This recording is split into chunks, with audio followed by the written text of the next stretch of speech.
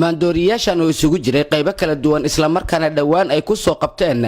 ururka xasilinta gobolka Mudug ee ciidanka xoogga dalka Soomaaliyeed howlgallo ay ka sameeyeen magaalada Gaalkacyo ayaa maanta lagu gubay laguna burburiyay meel fagaara taliyaha howlgelinta ururka xasilinta gobolka Mudug ee ciidanka xoogga dalka Soomaaliyeed Kabtan Khaliif Nuurshiil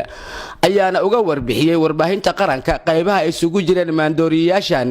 ay maanta gubeen isagoona sheegay in maandooriyuhu uu hormuud u yahay waxyaabaha fududeeya in marka safaralka ammaanka carqalad ku ah ay ka dhacaan magaalada Gaalkacyo dhamme Khaliif Nuurshiil ayaa sidoo kale sheegay in aysan ogolaan doonin ka ganacsiga iyo isticmaalka maandooriyaha waa daraagis ururka militariga gobolka Mudug xasilinta baa ku soo qabtay goobihii dadkii ku ganacsanayay oo finnada dhan oo gobolka Mudug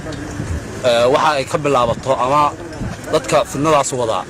waxaasay isticmaalaan ciidamada howlgal ku galay 8 saacadood ay ku soo qabteen dadkii galayana waa xirxirnay saldhigyada booliska u dhiibnay waana xirxiray qalabkii lagu soo qabtana waa kaas inayna ku aragtaan cidaan ku qabanana ilaa aragti weeye ciidanku ku qabto waana laga howlgalayaa meel kasta oo lagu sheego